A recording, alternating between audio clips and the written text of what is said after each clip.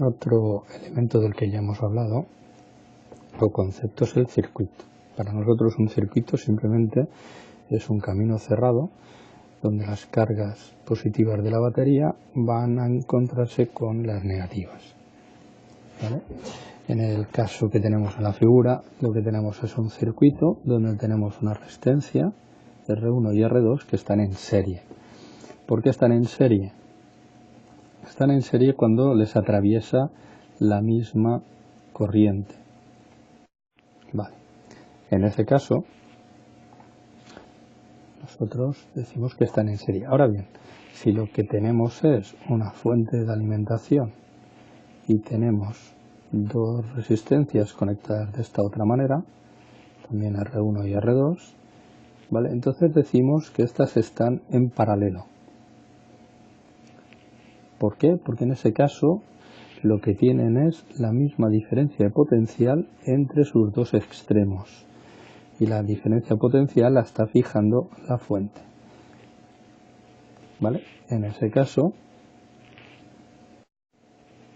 lo que podemos ver es que podríamos aplicar la ley de Ohm a R1 y R2 y sabríamos que VR1 no es más que la I de R1 por R1 y que la VR2 es la I R2 por R2. Es decir, tenemos una corriente que circula por IR1 y otra corriente que circula por IR2. Llegados a este punto, tenemos que el sentido común nos dice, bien, si por aquí yo tengo unas cargas que son IR2 y aquí IR1, en un momento determinado se juntan y yo tendría que tener más corriente. Bien, igual que lo que nos ocurre aquí, que está pasando en el primer circuito. En el primer circuito lo que tenemos es que tendremos una caída de potencial en la resistencia R1 cuando la corriente atraviesa la resistencia y otra caída potencial en R2. Esto nos obliga a hablar de lo que se conocen como las leyes de Kirchhoff, que nos explicarán qué es lo que ocurre en ambos circuitos. Tenemos dos leyes. Son dos leyes que recuerdan leyes de conservación de energía. La primera dice, la suma de tensiones es igual a cero. Sí, pero ¿cómo? Recorriendo el circuito, a lo largo del circuito, ¿vale? Hasta completar el circuito entero. Es decir, para el ejercicio 1, si nosotros hacemos ese recorrido, ¿vale? Vamos a empezar en el punto señalado y nos encontramos una caída de tensión más una segunda caída de tensión en R2 y al llegar a la fuente, en lugar de entrar de menos a más, no tenemos una caída de tensión, sino que lo que tenemos es un aumento de tensión. Con lo cual, lo que tenemos aquí es un cambio de signo para indicar precisamente que las positivas son caídas o pérdidas de potencial, mientras que en la fuente lo que tenemos es que tenemos una ganancia o subida de potencial, ¿vale? Bien, esta es la primera ley de Kirchhoff o la ley de Kirchhoff de tensiones, ¿vale? Bien, eso en el circuito 1. En el circuito 2, lo que tenemos que es lo que hemos observado antes, que en este punto, que llamaremos nodo, que es donde confluyen más de una, nos parece razonable que la corriente que circula hacia abajo por las dos resistencias se encuentran en ese nodo y eso hace que tenga una corriente total, ¿vale? Que sería la suma de la corriente 1 y la corriente 2. Ya, pero la ley de Kirchhoff dice suma de corrientes. Bien, suma de corrientes que entran o salen, ¿vale?, de un nodo. Tenemos que elegir solo una de las dos opciones. Con lo cual, vamos a suponer que entran. Si suponemos que entran, en nuestro circuito lo que tenemos es que en este nodo, que le podemos dar nombre y le llamamos A, ¿vale? Lo que tenemos es que entran la corriente 1 y entra la corriente 2. Pero la corriente total sale. Como sale, le ponemos un cambio de signo y esta suma de corrientes es igual a 0. Y como decimos, esto es un balance energético, es decir, la que sale tiene que ser igual a la suma de las que entran. Igual que vemos en la ley de Kirchhoff de tensiones, ¿vale? Si nosotros despejamos de aquí la tensión en la fuente, observaríamos, diríamos que VG es igual a VR1 más VR2. Es decir, el potencial que tenía la batería o la fuente resulta que es el que de alguna manera tenemos en la suma de las diferentes caídas en las resistencias. Cuidado porque todavía no estamos hablando de potencia, esto no es potencia ni energía, pero sí que recordamos que eso de diferencia potencial tenía algo de potencia oculto. Vamos a analizar entonces algún circuito de lo que se llaman mixto.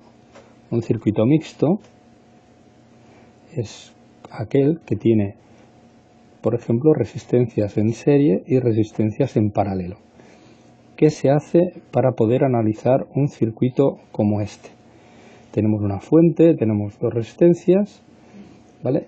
Y lo primero que buscamos es dónde tenemos resistencias en serie y cuáles están en paralelo. ¿Por qué? Porque vamos a observar en los circuitos de antes qué es lo que ocurre cuando tenemos el circuito 1, teníamos dos resistencias en serie, ¿vale? Y luego qué ocurría en el circuito 2 con las resistencias en paralelo, ¿vale? Y a partir de ahí veremos cómo poder resolver el circuito mixto. De lo visto anteriormente, la corriente que circula es siempre la misma, porque las cargas son las mismas. Es que se frenan en la resistencia. Bueno, posiblemente, pero tampoco nos preocupa. Nosotros lo que tenemos es, ¿vale?, las diferencias de caída potencial en cada una de ellas. Y al sumarlas y sacar factor común a la corriente que es la misma, lo que observamos es que este circuito sería equivalente a un circuito con una sola resistencia, ¿vale? Una resistencia que fuera la suma de esas dos, ¿vale? Y nosotros, si esto lo tenemos oculto, no sabríamos distinguir cuál de los dos circuitos tenemos entre manos, si el que tiene las dos resistencias o el que tiene solo la resistencia equivalente. Con lo cual, esto decimos que las resistencias en serie se suman y que dan lugar a una resistencia equivalente, que es la suma. Por otro lado, en el segundo circuito, aquí si lo que buscamos es también sustituir esas dos resistencias por una resistencia equivalente, como hemos hecho en el serie, nosotros lo que tenemos que decir es, ¿vale?, ¿qué buscamos? Una corriente y una resistencia equivalente. Es decir, queremos sustituir estas dos por este valor. Vale, ¿cuánto vale en este caso la corriente total?